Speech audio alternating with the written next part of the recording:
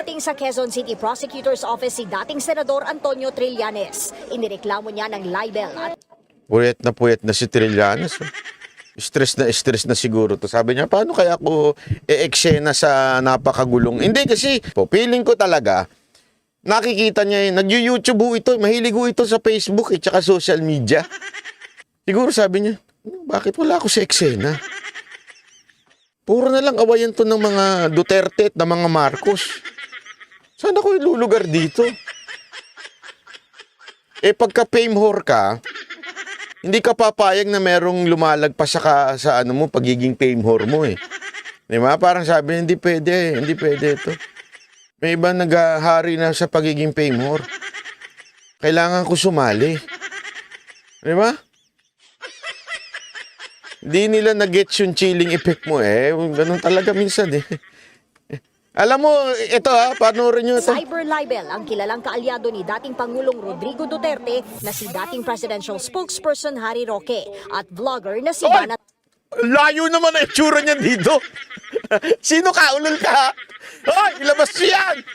Pareho pa kami na suot Ito gaya-gaya itong lukon-lukon to. Di ba? Sino ka? Ha? Isa ka mapagpanggap. Sandali. Hanapin kita, ha? Sandali. Wait lang. Hanapin natin.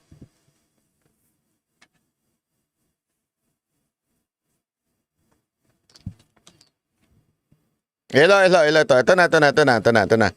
Oy! Pareho pa tayo ng kap. Si Raulo talaga. Ayop to, Sino ka? Ibalik mo si Banat Bang! Patay tayo dyan. na ito ng akusasyon daw ng dalawa na ibinenta ni Trillanes ang Scarborough Shoal sa China. Hoy, sandali. Bakit ko, paano ko naging akusasyon namin dalawa? Sandali. Ako sinabing ganyan.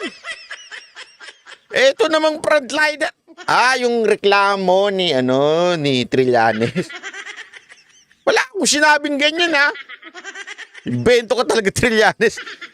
Noong panahon ng kanyang back channel talks noong 2012. Ipinost daw ni Roque ang aligasyon sa kanyang Facebook page. To si Roque, pinahamak ako Ikaw dapat ang makabugado sa akin, Roque, Pinahamak mo ko.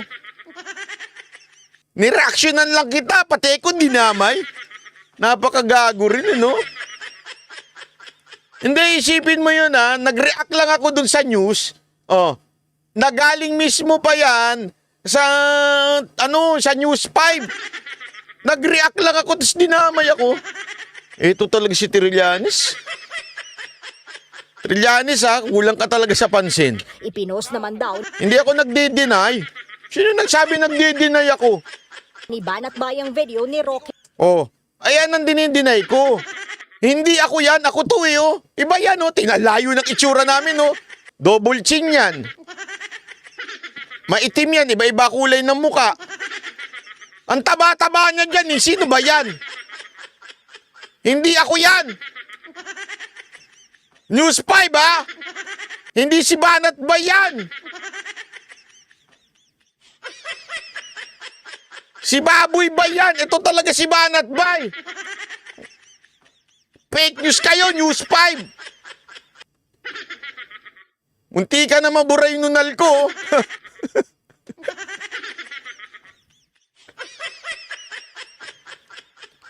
Mapagpanggap tong animal na to.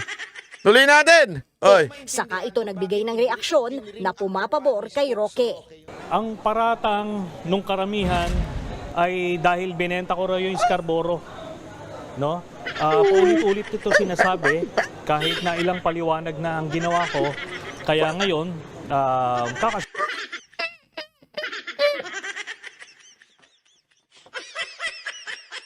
Grabe ito. Ano?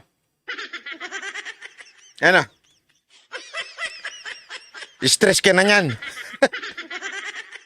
Happy ka na yan. Na-interview ka ng iba't ibang channel. Masaya ka na yan.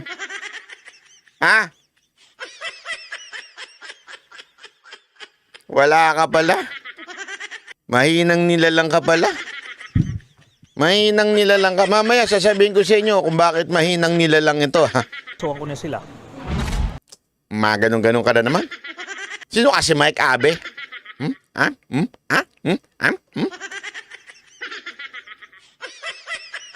Sa isang pahayag, sinabi ni Roque na handa siyang harapin ang reklamo. Patunay daw ito na hindi kakampi ng freedom of expression si Trillanes. Nawala raw sa Pilipinas ang Scarborough nang magsilbing negotiator sa China si Trillanes. Hinihintay naman ni Banat Bay ang reklamo. Andali, everybody in the house. Ha? Ayan na yung pinakamalupit kong English sa buhay ko. Currently. Panis. Ha? UP Diliman to, Brad. Ha? UP Diliman graduate in JRU AB English. Currently, I am waiting for the complaint filed by Trillanes. I will not react to his case for now. But I expected this from someone like Trillanes who love to seek attention, especially. Bakit pag binasa ko parang baryotic? Especially since he will be running in the next election. Panis!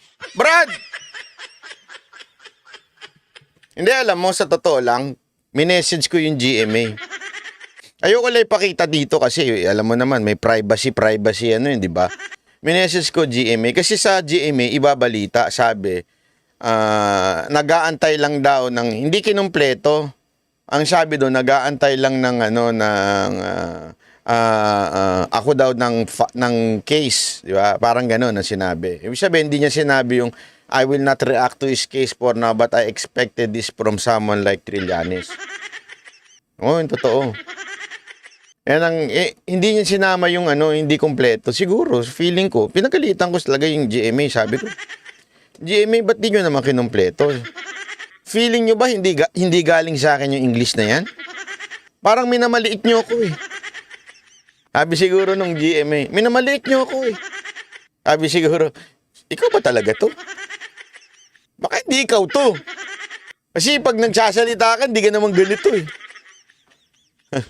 Alam mo, akala ninyo mukha lang nagbago sa akin. Pati lingwahe ko, iba na. Yung mukha ko nga, napa-AI ko eh. Statement ko pa kaya, hindi ko mapa-AI. Di ba? Kaya easy lang, easy lang. Wag naman kayo mapang-api. Totoo ba yung akusasyon mo, Banat Bang? Yan, pumapasok na. Sige, pasok na. Mga troll farm. Pasok mga suke. Pasok mga suke. Pasok lang. Sige na, tapos screenshot nyo. Ipadala nyo sa amo nyo para makasingil kayo. Malapit na May 50 na pala. Ano na ngayon? Sahod na. Mga troll farm, pasok mga suke. Pasok mga suke. Pero inasahan na raw niya ito sa mga katulad ni Trillanes na mahilig magpapansin, lalo't kakandidato sa susunod na eleksyon. Boom! Tinitigan mo. Di ba? Tagalog talaga yan eh. Pina-English ko lang. Eto, baka naman sabihin ninyo, Banat, dishonesty yan. Hoy, Tagalog talaga yan. Akong gumawa ng Tagalog. Tapos sabi ko, make this in English. Ang lupit. Nadali sila. Hindi totoo naman eh. Reklamong libel at cyber libel din ang isinampa ni Trillanes sa isang Guillermina Barido at sa ilang host at executive ng Sunshine Media Network International o SMNI. Kaugnay ito ng inilabas ng SMNI na interview. Anong building yan? Hindi naman building. Building ba ng SMNI ito? Araw-araw ko nandyan. Di naman. Kaugnay. Ganyan ba itsura ng building ng SMNI? Sorry tingnan ko nga bukas. Ito nang inilabas ng SMNI na interview ni Barido kung saan sinabing nagtangka si Trillanes na kumbinsihin siyang babayaran kapag pumayag na maging fake witness laban kay dating Pangulong Rodrigo Duterte. Dito makikita na kung ano yung binibintang nila sa akin na ito yung basis ng aking mga libel and libel charges, yun pala sila ang gumagawa. Sila pala yung nagkompromiso nitong interest ng ating bansa dyan sa West Philippine Sea. Paano kami? Ang linaw na nga nung sinabi ng China, paano naging kami? Alam mo, kaya ka napapahiya sa Senado. Alam mo, ilang beses ka nang napahiya sa Senado. Kasi yung hina ng comprehension mo. Yung totoo lang, Trillanes, ang hina ng comprehension mo. Paano naging kaming nakaano dyan sa China? Kita mo nga, sabi nga ng China, ang kausap nila, administrasyon ngayon. Tapos sasabihin mo, mga Duterte Oh, 'di ba? Tapos kailan ba nawala yung island na sinasabi? 'Di ba nung panahon ni Pinoy na kung saan, eto yung facts kung saan ikaw ang naging negosyador.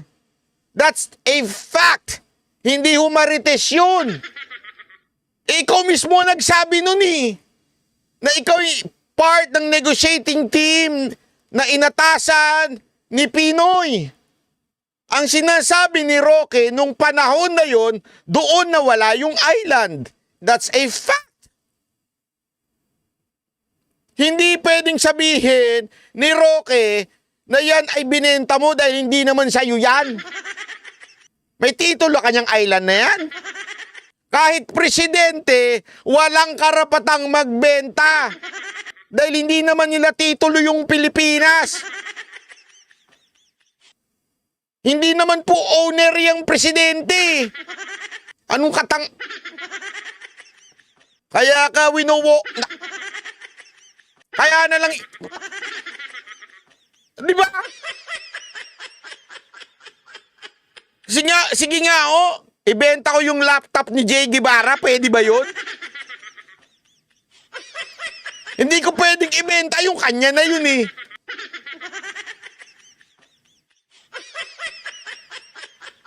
Anong kaanuhan yan? Baka tawanan ka ng niyan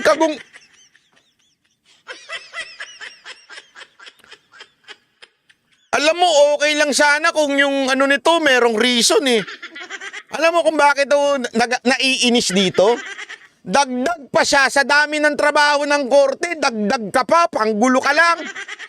Walang karason-rason yung mo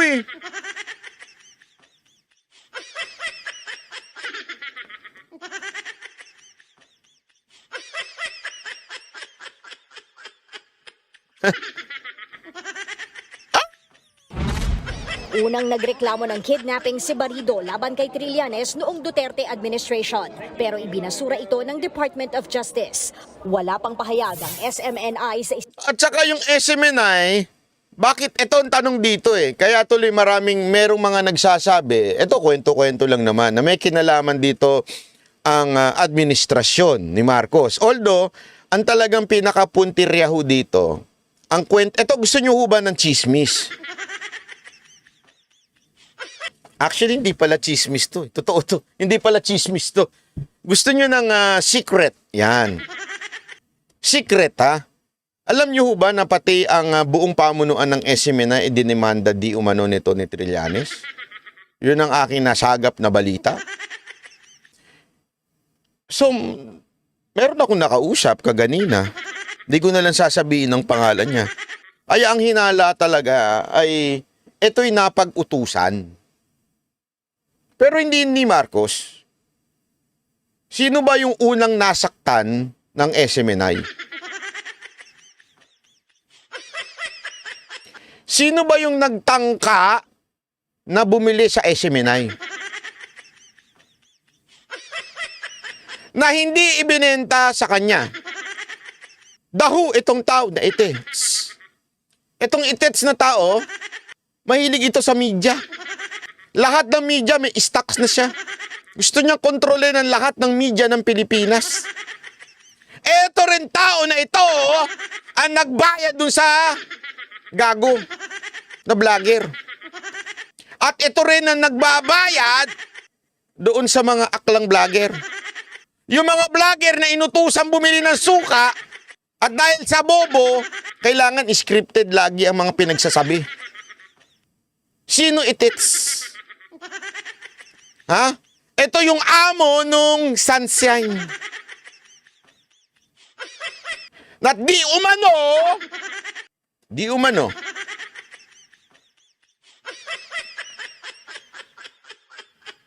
nang hingi ng limpak na salapi kay Kibuloy. At nung hindi nabigyan, lumayas. At di umano, naging iba na amo. Sino itits? At dahil nga sa tindi ng kanyang paglipat, nakabili na siya ng Raptor. Sino itits? Naku po, patay tayo dyan. Yummy lagi. Maraming salamat. Diba? Si Mr. Raptor. Mr. Raptor. Hindi, ako naniniwala ako. Ay, ito, in fairness naman, naniniwala ako walang kinalaman yung Malacanang dito. Bakit kanyo? Kahit nga yung Malacanang, hindi ka pakikinabangan. Siguro sabi, alam mo kasi, siyempre kung gagamit yung Malacanang, yung hindi basa. Yung hindi sunog na. Di ba? Bakit ka gagamit ng taong walang kredibilidad? Sa bagay, ginamit nga nila yung Yung nagdadabog